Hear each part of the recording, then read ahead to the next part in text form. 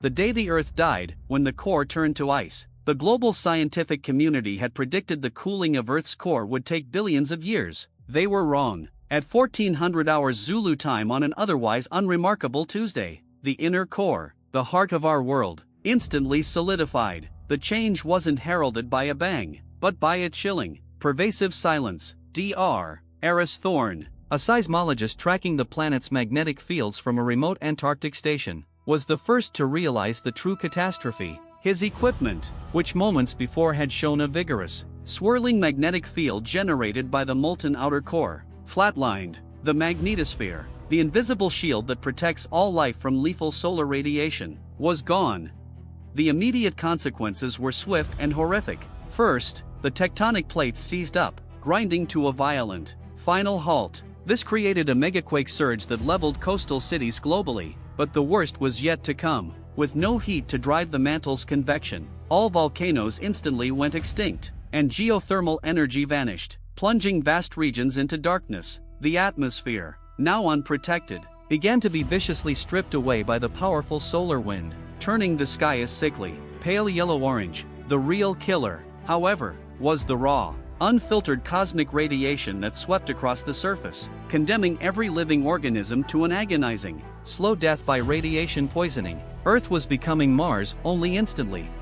As humanity scrambled for shelter that could shield them from the radiation, Eris and his team raced to the Deep Earth Geothermal Research Facility, DEGRF, in Siberia, a bunker built a kilometer down, designed to withstand supervolcanic eruptions, and hopefully, the current catastrophe. Their goal wasn't just survival, it was to determine why the core had cooled instantly. The known laws of physics didn't allow it. Deep within the freezing bunker, Eris found a pristine, previously undetected sub-level laboratory beneath the main geological sensor array. The lab was ancient, alien, and utterly baffling. It wasn't built by any known civilization, it was built into the bedrock. In the center of the room sat a massive, crystalline structure radiating an intense, structured cold. A device Eris immediately realized was a core stabilizer. It wasn't meant to cool the core, it was meant to regulate it. The twist: Eris found a series of holographic recordings. The recordings showed a gentle, intelligent alien race, the xy'lara, who had arrived on Earth 2 billion years ago. Earth's core, they discovered, was naturally unstable, prone to rapid thermal spikes and geomagnetic flips that would have prevented the sustained evolution of complex life. The xy'lara were not colonizers, they were geological gardeners. They built the core stabilizer to slow the core's natural, violent thermal fluctuations, allowing Earth's magnetic field to remain stable for eons, the perfect cradle for life. The horrifying truth was revealed in the final log. The stabilizer required periodic maintenance, a cycle they called the thermal reset. The xy'lara, having completed their life-seeding mission, had left Earth millions of years ago, trusting their programming. The core stabilizer was designed to briefly, and gently, reduce the core temperature. A necessary, minuscule correction, but it was built to a pre-human scale.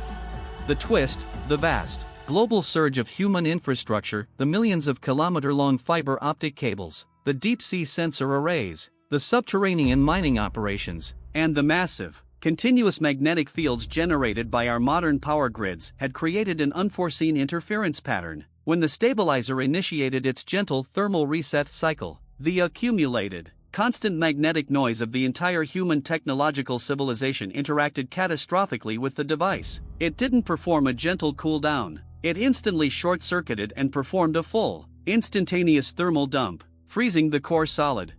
Humanity didn't fail the planet through pollution or war, we killed it through too much technological success. Our sheer complexity and endless expansion had accidentally triggered the ancient, well-meaning safety mechanism into overdrive, ending the world not with fire, but with the cold, silent efficiency of a short-circuited machine. Eris watched the final log entry loop, a simple, programmed message from the xy'lara, intended for their maintenance crew, now mocking humanity. System stable, cycle complete, the cradle is ready for the next phase of growth. But now, there would be no next phase. The most terrifying aspect wasn't the core cooling, it was realizing that all of human history, all of civilization, was just a protected experiment, accidentally terminated by its own noise.